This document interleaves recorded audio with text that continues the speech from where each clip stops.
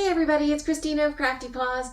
I'm here to share with you guys a slider card. It's actually a surprise slider card that I've made so that this little kitty pops up out of this little cardboard box.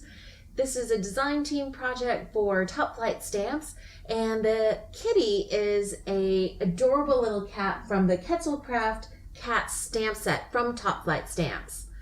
Isn't this so cute? This little kitty looks so innocent looking up, and it's sitting so primly. I'm stamping this out with Memento Tuxedo Black ink, and I'm going to do some quick Copic coloring. I've laid out for you the markers that I used on the left there. I'm starting off with the lightest color. I'm going to make this an orange cat with kind of dark orange brownish stripes. So first off, I'm just layering a lighter or the lightest color here, a full just swath of color across the whole kitty cat. I'm wanting to make sure that I don't go too far outside the lines because I wasn't sure if I was going to leave a white space all around the kitty or just around the kitty's whiskers. I ended up doing the latter, so I didn't really have to be so careful, but I wanted to give myself options. So I'm just laying in the medium tone E97 here, and I'm doing just really quick, it's kind of sketchy coloring. The image has these kind of sketchy lines in it that gives you really good hints as to where the shadows would be. Now I'm going in with the darkest shade here, reinforcing not only the stripes, but also where the shadows would be. I'm doing kind of the lower parts of the kitty's tail, kind of behind where the legs are, where the belly would be, because the cast shadow from the leg. There's a little bit more shadowing, and I wanted to just bring in that mid-tone again, connecting the lightest area with the darkest area and trying to have a kind of realistic blend.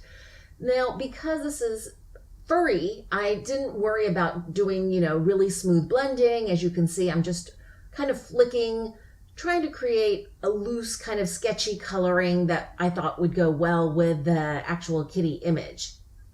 Next, I've laid out for you the colors that I'm using to color in the inside of the ears, little blush on the cheeks there. Then for the nose and the pupils, I used just a neutral gray. And then I thought the kitty would look really cute with green eyes. So I'm using some yellow greens. The biggest part of the pupil I'm doing with the lightest, then the mid-tone, and then the darkest right close up to the pupil. And just because I wanted to reinforce all of these colors a little bit, I go back over them, and then I add white highlights, just some little highlight dots to add that look of shine. I'm going to fussy cut out this kitty, and I'm not going to show you all of it, but I did want to show you guys how I decided to fussy cut around those whiskers. I think they're so cute, but they're so thin that I knew I couldn't go right up to the line. So I'm giving the whiskers a little bit of room around each of the whiskers, but otherwise I'm cutting right up to the kitty image. So I won't show you the rest of that, but here you see it all fussy cut out, and now I'm inking the edges with Memento Tuxedo Black in a marker. And I do that so that you don't see the white edge of the paper, and I'm making sure I don't go all around the whiskers, obviously. I'm leaving those areas white. Now the die that I used to die cut the box that the kitty's sitting in is from Neat and Tangled, and I die cut it out just out of craft cardstock. This cardstock is a little thicker. I wanted to make sure it was as sturdy as I could get, and I'm just using a bone folder to fold along the score lines of that die. And that's the die I've kind of put together. I just want to make sure that the tabs that I'm going to be gluing down are fully scored down, and I'd forgotten this one last side. And with this bone folder, it makes it relatively easy to put it all together. Now you can see I had torn it apart because I forgot to cut out the slit. This is the actual slider mechanism, and I'm just kind of eyeballing it because all of this will be hidden. But basically, I wanted to make sure the width was wide enough for a foam dot I was going to use for the slider mechanism, and about maybe 1.25 inches in length, because that I know would be fully covered up by the kitty, but give a good amount of lift for when the cat is slid up and down. So here's the foam dot I'm going to use. It's relatively thick, and I'm just going to put the cat all the way to the bottom of the box and then put that foam dot in that little slider area at the base. And now I'm using my EK powder tool to make sure that the sides of that foam dot aren't sticky anymore. And now I'm using some wet glue to glue back together the box that I had torn apart so that I could cut that slit out, that slider mechanism slit with my X-Acto blade.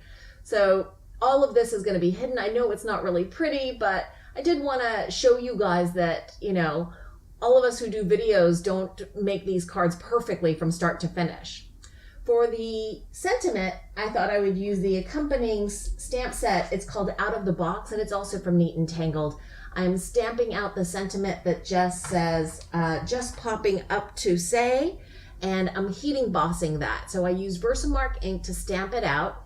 Then I'm using some Ranger black embossing powder so I can get a nice crisp sentiment embossed out of there. And I'm gathering up the excess, the overspill, as it were, of that embossing powder. And now I'm going to use my heat tool to heat the front and the back to get that nice glossy, shiny, slightly raised sentiment. I wanted it to really pop. And I'm heating it from the front and the back so it doesn't warp the paper too much. And I used an old whimsy, I think it's called Border Speech Bubble. I don't even know if it's still available, but I had it in my stash, so I thought it would be a nice way to add the sentiment to the top of the card. Now this is the card front, and I'm doing another slit. I'm cutting out the center area with the same size slit that I did on the back side of that box, because I'm going to be layering this behind that box, and I'm just doing the same thing. I'm cutting out a slit about 1/4 inch wide and about 1.25 inches in length, and I'm layering that box with that foam dot kitty attached, and I just wanted to make sure it was all going to fit nicely. And I am adding glue to the back of the box die. I want to make sure I add enough so that it is really securely put in place onto that card front. And I'm flipping it over so that I know that I have the two slits lined up perfectly. And that's essentially the mechanism. I'm going to glue that sentiment that I had just heat embossed up at the top of the card front. I find using wet glue is just quick and easy, and it's really secure. So I wanted to add that. And now I'm adding fun foam sheets on either side of that slider mechanism area. And this is to give space between the card front and the card base so that the slider mechanism has space to move up and down. So I'm just using some wet glue, putting down those foam dots, and I've cut out a strip of that craft cardstock again, and I've punched out a little circle here so that I can add it at the top of that strip to make it more like a pull tab. I'm cutting off the excess there, and I am going to glue that at the top. You can see that it has just enough of a distance from the foam sheets to the top of the card front so that that little tab can sit right there at the top.